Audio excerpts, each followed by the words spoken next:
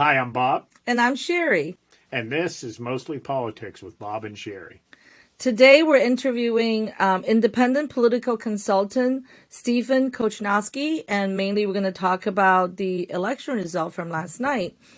Steve, just give us a little bit of bio about yourself, a little bit of background. I'm a recently I moved to Allegheny County back in August, but I'm a Beaver County guy. I was born and raised in the Beaver Valley. At the age of 18, I became the youngest Democratic Committee person in Beaver County Democratic Committee history. At the age of 18, I served in that capacity until about 2020, when I decided to step down because my political work had become so demanding that I didn't feel I could be as independent as I should be or as an elected official. Obviously, because at that point I continued to take pay and work. So when you do that, I just don't believe that consultants should serve in elected official capacity when it comes to party leadership. I served in that capacity, and then I was also former executive vice president of the Pennsylvania Young Democrats, and I was a state committee member of the Pennsylvania Democratic Party. I actually briefly stepped away in 2012, joined the GOP, and I actually went to work with Utah Senator at the time, the presidential nominee Mitt Romney, Senator Romney. So, and to this day, I still maintain a relationship with the Romney family and a lot of the former Romney staff. So, I am a very independent blue dog. I would what you would call a blue dog Democrat, or as we like to refer to in Southwest PA, a Reagan Democrat. 2019, I served as executive director of the Allegheny County Democratic Committee. I've worked with the Pennsylvania House Democratic Campaign Caucus.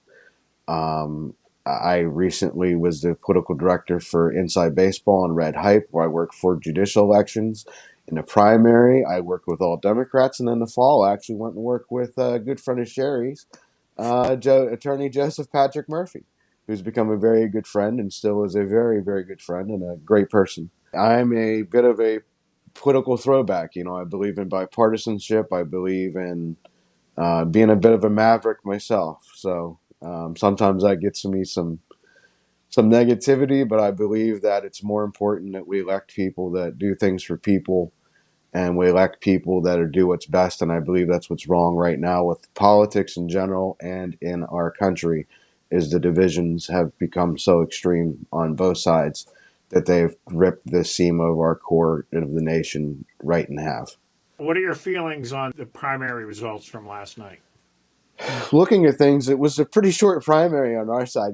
Josh was declared winner as soon as the primary polls closed at 8 o'clock. I think we've known for a long time that Attorney General Josh Shapiro was going to be the Democratic nominee here in Pennsylvania. He's a powerhouse. Josh Shapiro has never lost an election that he's wanted to win, and I felt that he's going to be a very strong nominee going into the fall.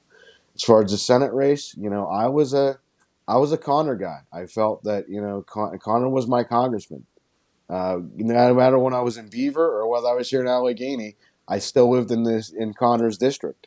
So Connor's always kind of been my congressman, and I was a Connor Lamb person. That being said, I congratulate Lieutenant Governor Fetterman on his victory.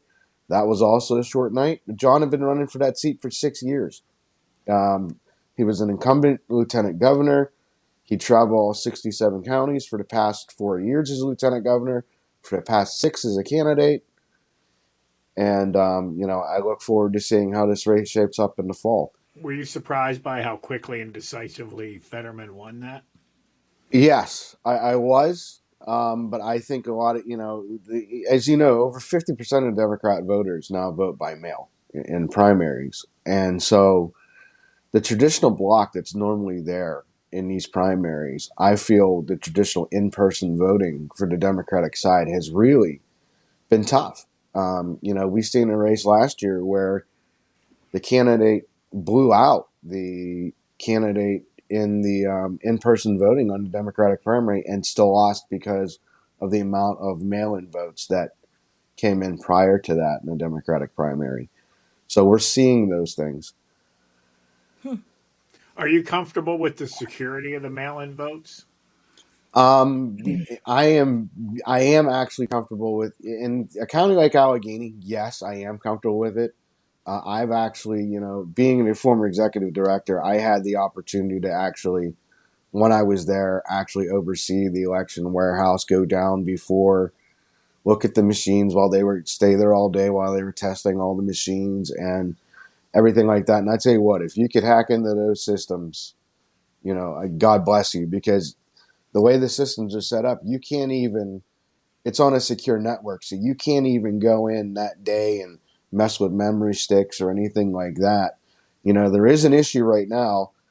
I understand Chris Potter just reported on it a few minutes ago as we were talking that we're going to have to wait a couple days to find out in the Lee Irwin race because there was some issue with some memory sticks. It happens every year. It's just a common thing where somebody swaps the wrong stick for one of the judge of elections or poll workers. So they're going to get that straightened out. But those votes have the nice part about going to paper ballots is it's really, really hard now at this point to go ahead because each of those ballots is individually coded.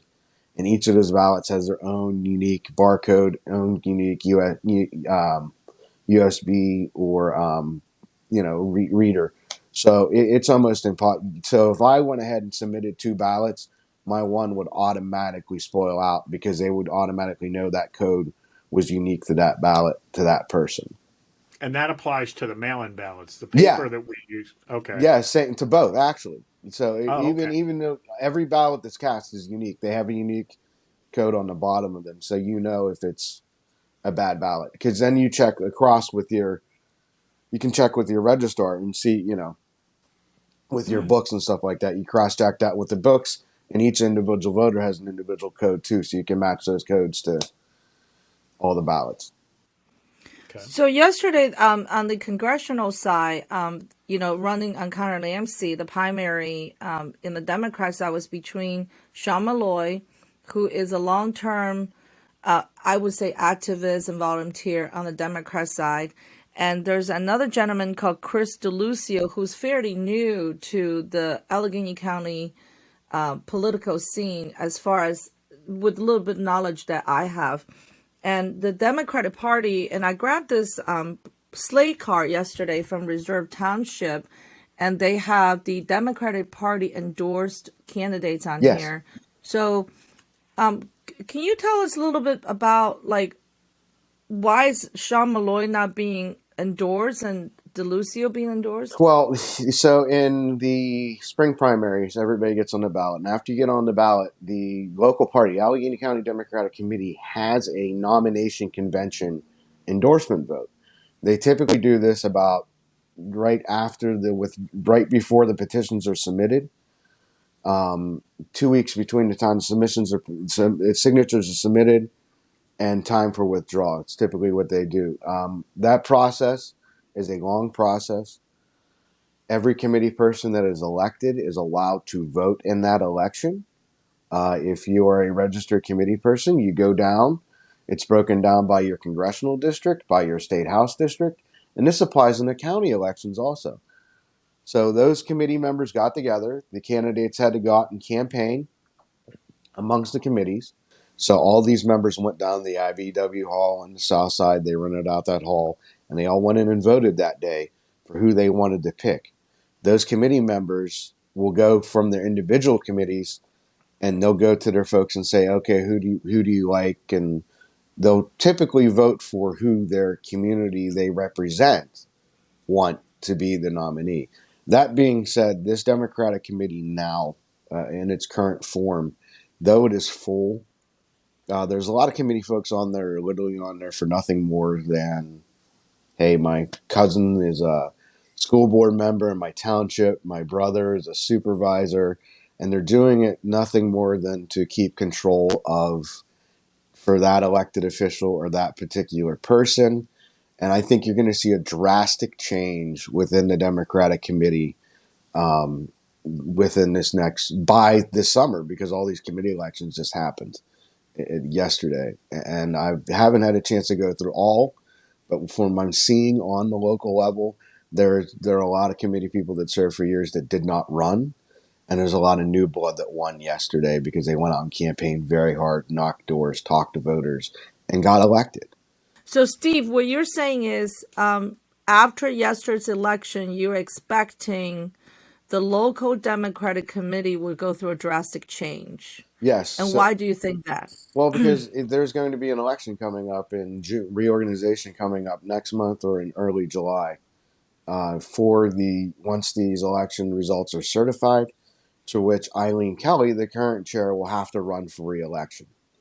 Now, she will have an opponent. That opponent is actually going to be the chair of the 14th ward from the city of Pittsburgh, which you know is the Squirrel Hill area, Sam Hens Greco, and his running mate is going to be Morgan Overton, who is actually the president of the Allegheny County Young Democrats right now. They ran a slate of candidates, not directly, but people like Bethany Hallam and stuff like that put together a slate of candidates. They formed a group called DPAC in the Independent Democratic Committee of Allegheny County. And I believe they did very well in this year's election. And I believe that Eileen Kelly will not. She will seek re-election, but I do not see a way.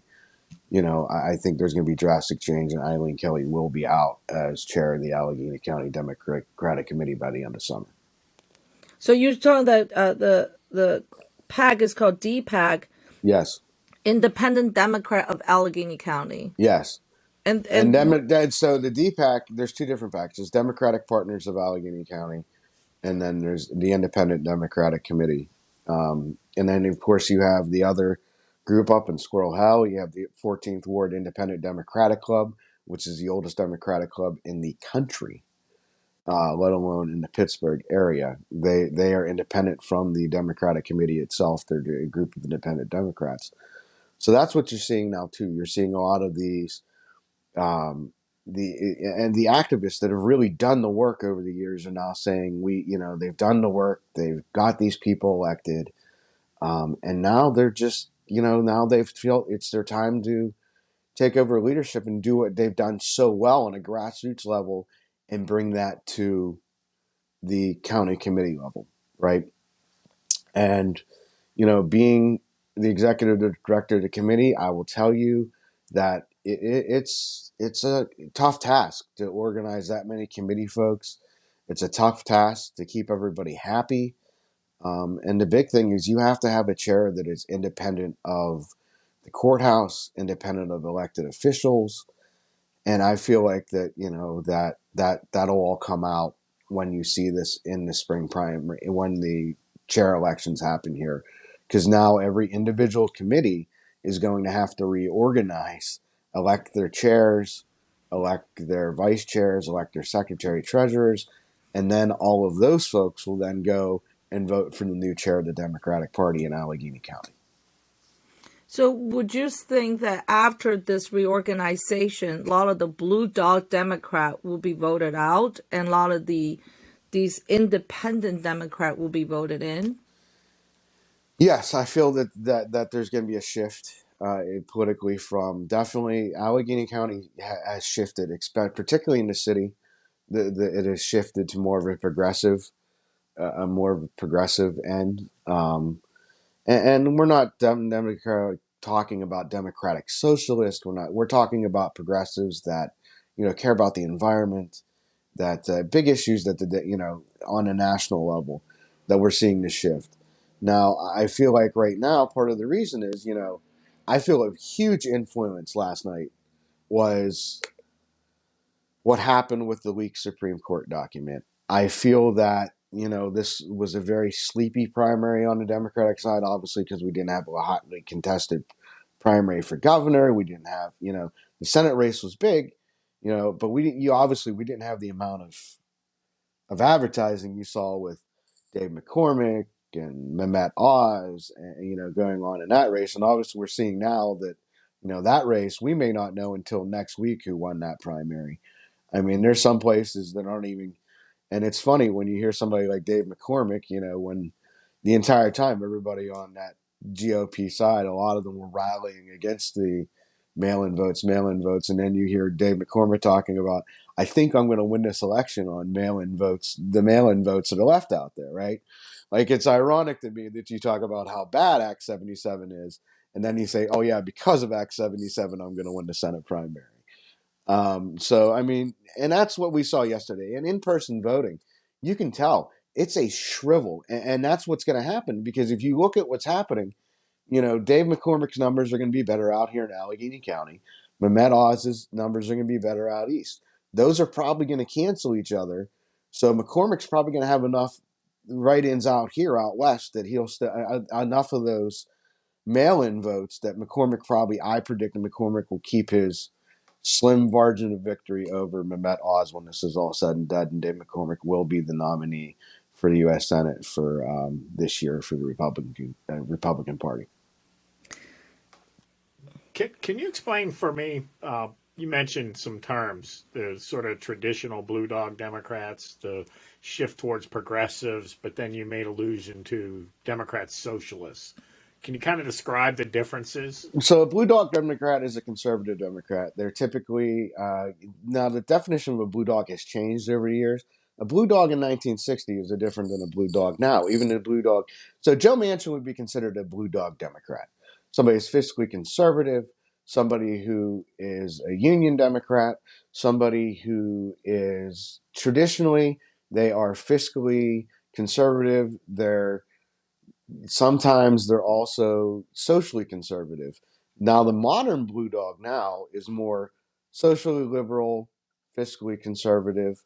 The progressive is a progressive is also someone. A progressive is a person who they do want to watch the spending, but they want to spend it on social programs. They want to spend it on infrastructure. They want to spend, things like this. A progressive, because a progressivist wants to move forward. So a progressive person doesn't necessarily want a one party. They don't want a one party rule. What they want to do is they want to move with the times, right? They want, high speed, things like this. If you're a progressive candidate, as somebody tells me, what type of democratic socialism are we talking about? Are we talking about FDR democratic socialism? Or are we talking about socialism in the sense of China or in the sense of Russia? When we talk about a lot of times in the term democratic socialism, you're talking about FDR democratic socialism. You're talking about social programs, TVA, Social Security, Medicaid, Medicare, those type of entitlement programs that were put in for years to help and protect our seniors and our disabled folks, right? So when you're talking about DSAs, most of the time that's what you're talking about. And then you have the split where you just have the red out socialists. And those people are even more further to the left than the DSAs. So, I mean, you have the progressives, the DSAs. So that's what's happening. And when they would kind of be like the QAnon side of the Democratic Party, the blown out, the further people, even further than the DSAs, right? So, what about forgiving student loan debt or free college? Where does that is that Democrat socialist or Forgiving student debt, I believe it's more of a progressive issue, because I believe it's come to the point in time now where kids, they're buried $1 million in debt, and that's a system. Our education system here in America is broken. I really believe that, especially when it comes to collegiate level. It's a fine line between nonprofit and for profit, right? And it's like our healthcare system: for profit, nonprofit, right? What defines a nonprofit? What your nonprofit truly used to be a nonprofit. It's kind of like, what is a small business? Can somebody tell me what a small business is now? Because somebody can have 400 employees and they're not considered a small business. Like, that's not a small family run owned business. A person that owns a restaurant, like, say, somebody like Sherry, who owns a small bar, owns the Hua. She has her and a couple employees. That's a small business. Sherry doesn't own a chain of Buffalo Wild Wings, even though in many ways a chain of Buffalo Wild Wings is still considered a small business. So and I think it's that way with college education right now. We see them continually raising the tuition. I personally think that we should do something. I like the program that the president was talking about one of the parts of the Green New Deal when he was talking about that was he was talking about a modern civil CCC, Conservation Conserving Corps, like we had that built our national parks, built our state parks, did that, where kids would go of a certain age or people would go and they would go do that for 2 years or 3 years, and then the federal government would pay for them to go get their 2-year degree at a local community college or a technical school, right? I believe that's a program that we should. I don't believe anybody should not support that program. I believe that should be resurrected. I believe that's part of the Build Back Better, and that should be resurrected, because then it not only trains people and gives them a skill, but now they can go to school, and now they're debt free coming out of school, and they don't have $1 million debt coming out of school because look at the average price of tuition. I mean, it's unless your kid gets a scholar or full ride somewhere, the average kid's coming out of school on a 4-year degree with $500,000 in debt, and then they wonder why they can't get a home, they can't get why home ownership's done. That's why. So there's got to be a fine line between, you know, there's got to be contingencies, right? There's got to be contingencies on that so we can find a way, and we're going back to the trades. And that's the other thing, focus on the trades. Learn a trade. You come out, you're debt free, and you make more than a lot of folks that in college degrees do now. What I feel is often missing, I don't hear anyone talking about, is okay. Let's just assume there's a crisis with student debt. Yes. We have all these people that are just bogged down, weighed down, and if the solution is just to forgive it, then how do you prevent the crisis from repeating and repeating? And the same was with the immigrants, the illegal immigrants. Sure, they've been here all these years. We should make them citizens. But then aren't you just going to see the same thing happen again if you don't fix or change the system that caused the crisis in the first place? Well, yeah, I mean, is the solution canceling? I don't know. Is there a better solution? I don't have that solution off the top of my head. I would like to see a proposal. Yeah, obviously, it's more of a restructuring and retooling, right? So it solves the program short term, but what do we do about the predatory lending in the long term? How do we stop that? Well, that to me is what caused the problem in the first Right. place. Having a federal system administered by the school. But that's my opinion anyway. Right. No, and that I mean, and I agree with you on that. It was a big issue. I mean, how can somebody possibly recover when your interest rate is 45%? One of the solutions is probably, hey, you take a loan, it's for that amount, 0%, 0% interest on that. I mean, it's got to be one of the solutions. If tuition's $100,000, you take out a loan for $100,000, you pay back $100,000, not $250,000, not $1 million. So that I think looking at interest rates would be a huge thing with that on the loans. Well, you mentioned earlier that the endorsed candidate by the Allegheny County didn't have a great night, before we get started. Can you elaborate on that a little bit? So if you look at on the congressional level, yes, on the congressional level, Chris Delizio won the seat and he won it overwhelming with that endorsement. But like I said, they were picked by the committee folks, and those committee folks made that endorsement that entitled them to the slate card, that entitled them to getting a mailer from the committee. But then you go down and look down ballot. Even Steve Irwin was endorsed. And right now, we don't know. Summerlee is saying she won. Steve's saying he could still win. There's still votes out there. So if Steve would lose, that would mean one of the two congressional candidates that was endorsed by the committee lost. And then you go down to the next level. You go down to the state house level. Jessica Benham had a challenger in Stephanie Fox, the incumbent. Jessica was not endorsed. Stephanie was. Jessica overwhelmingly won that race. Nick Mastros ran against Emily Kincaid. Nick was endorsed by the committee. Nick Mastros lost to Emily Kincaid. It was not a very good night down ballot for the endorsed candidates. And this has been a problem for the last couple cycles. Judicial elections last year. And I guess you can't say why they would endorse Nick Mastros over an incumbent because it was just a vote at this. There's definitely some issues there. I think there's and And I think that comes with the age gap in the candidates and the committee folks. I believe that there hasn't you have a lot of legacy committee folks that have been in there for years, and they're more comfortable voting for somebody they know in their community. You know, Emily Kincaid beat a powerhouse in the Ravenstall family when she first ran for office. So she's made a career out of it. Summer Lee, the same way. Summer Lee's opponent, once again, was endorsed by the state house and by the Democratic committee. 3 times in a row, Summer Lee has beat the endorsed candidate of the Democratic Party.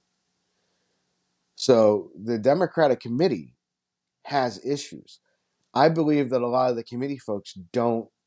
There's a lot of good active committees, and you know who they are, and they win. But these ones that just sit there, that's when you end up with situations like you do with Kincaid. You end up with Jess Benham, where they have these candidates running against them, and they don't win because the committee folks go out and vote for them, and then they don't do anything. They just go out and hand out the slate card on election day. Great, but did you go talk to your neighbors for the last 6 weeks while Emily Kincaid's campaign was out there knocking 20,000 doors? Probably not. So, you know, that's what it came down to. They have a more the Democratic committee does not in Allegheny County in many ways does not have a grip on the grassroots campaign style that these incumbents, some of these incumbents and some of these insurgent candidates have. They they just don't know how to change with the times.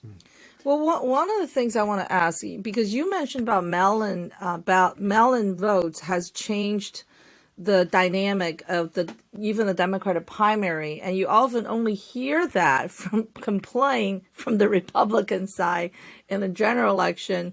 But it seems like in this primary, it really show up also on the Republican side that the mail-in is causing issues, and it's all and the X-77 is the same thing. You know, you can't count the mail-in vote until like 7 o'clock in the morning, the day of the election, and now there's a certain Yeah, they had proposals to start those ballots a week before, and they were shot down by the legislature when they went to do it. They wanted the county boards of elections asked it to be able to count those votes 48 hours to 72 hours before the election day and not post the results. They just wouldn't post the results. They'd have those votes counted, and then they do what they do now. They release the ballots at 8 o'clock, and those are all your mail-in votes that were counted before, right? And then typically your last batch of mail-in votes come in, around midnight or so, is typically what happens, and you typically don't see. But what I'm saying when I talk about the dynamic is, Sherry, your work is done now, typically by that deadline, mail-in deadline, that week before. Your last GOTV push is literally for in voting. So a lot of times, 30, 40, 50% of the votes in a week before the primary, and you don't know you try to know how those people voted because you go out and you knock doors, you survey them. So you'll walk in and say 10,000 Democrats, 500 Democrats voted in that precinct. Maybe 400 of them voted by mail already, so only 100 Democrats show up on election day. It's the exact opposite on the Republican side, where you'll see 100 people vote by mail and 500 people show up in person on election day to vote in person. They're the same ballots, they're the same paper ballots. And so the work is already done. And that's what I'm saying in the Democratic primary. Now you have to do a lot more flights of mail earlier in the primary. You have to start your mail 12 to 8 weeks out, because now you have to get those people and you have to get that mail into their hands, and you have to be in their doors while they're getting ready to cast those votes, and they have their ballots sitting on their table, and you're handing them information about these candidates. You want to make sure they have that while they're sitting there so they know who to vote for. In the old days, the Sunday, Monday, Saturday, Friday before the election, that was your go time, because you knew that everybody's going to the poll Tuesday. 90% of voters are going to the polls on Tuesday, and they still haven't made up. They may not have made up their mind yet. So you're getting their information in their hand that weekend. Make sure they have their slate cards. Make sure they have their information about who's voting and about what's going on. So in a lot of times the Democratic primaries, if there's a huge early vote, and if you work in early voting into that factor, which in Pennsylvania we really don't have a traditional early voting system like where you do in Ohio, where people are casting votes 60 days out from the election and going to their board of elections 30 days before and voting for candidates, right? So that's why you're seeing a longer period of time now. That's why you're seeing these campaign ads popping up for a May primary November of 20 in November of 2021, because they're trying to get out ahead of the mail-in votes. They're trying to get out ahead of, make sure you send in your absentee ballot, make sure you send in your application. That all that work's now being done, and the focus on the day of votes it's not being focused on as much. People are still out there knocking doors that weekend, but they know that, hey, all these people have already voted by mail, so they're only going and talking to voters that have not turned in their mail-in votes yet. Austin Davis, he won the primary for lieutenant governor, correct? Yes, And he yes, ran unopposed as a yes, state rep. So yes. what happens now? Does he run? Can he run for both? Yes,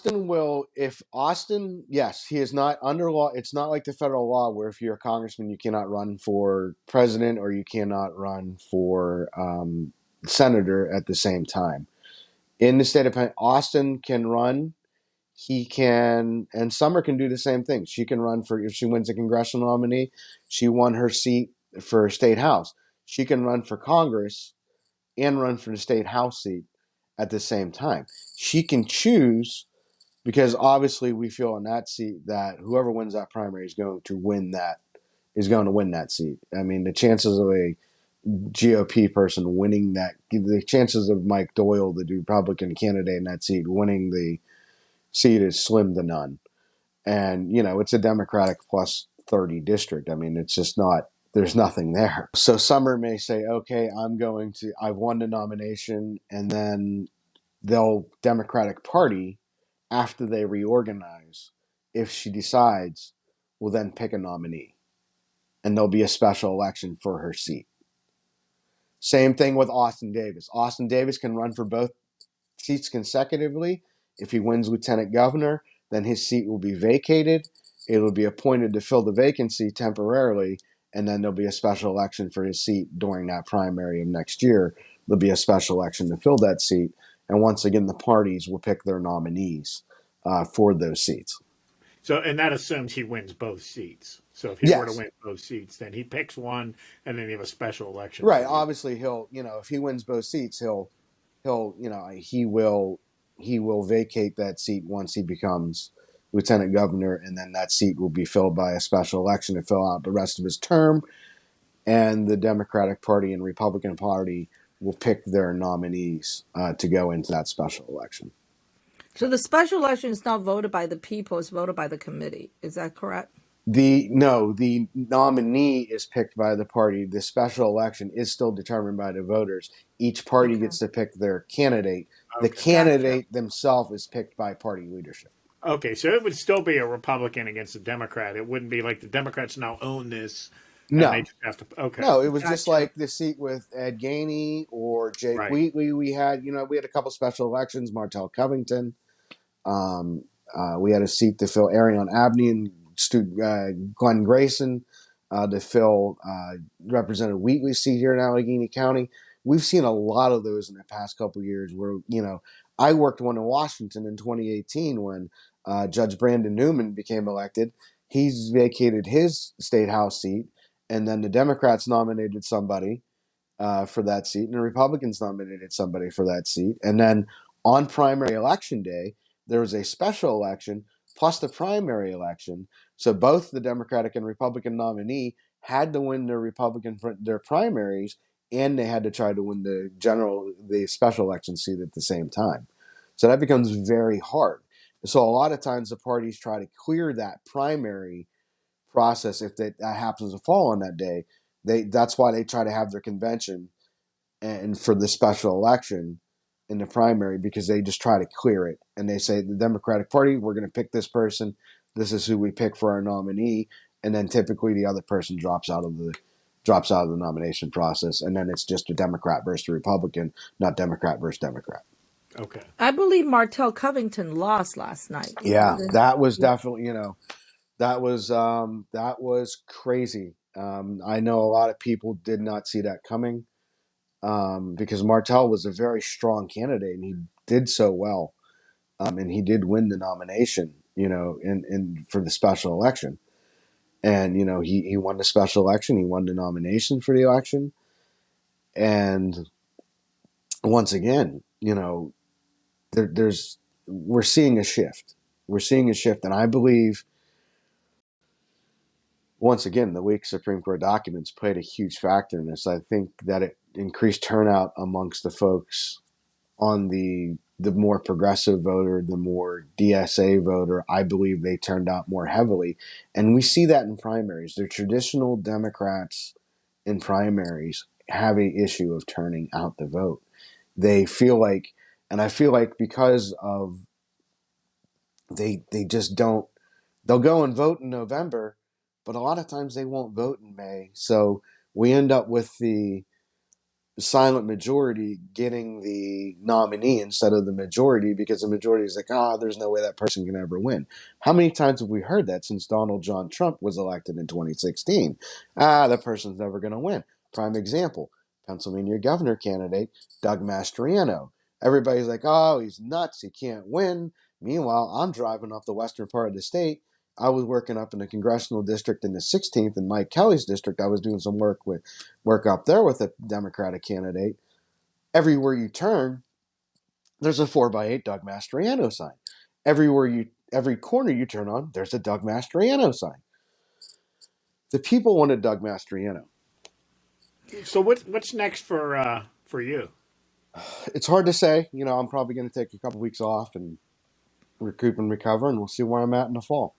Okay. Well, thank you. Will you come back on the show? Absolutely. When you seem very knowledgeable, you are very bipartisan. So I appreciate it, guys. Okay. Thank All you right. so much, Steve. Thanks, Yep. Steve.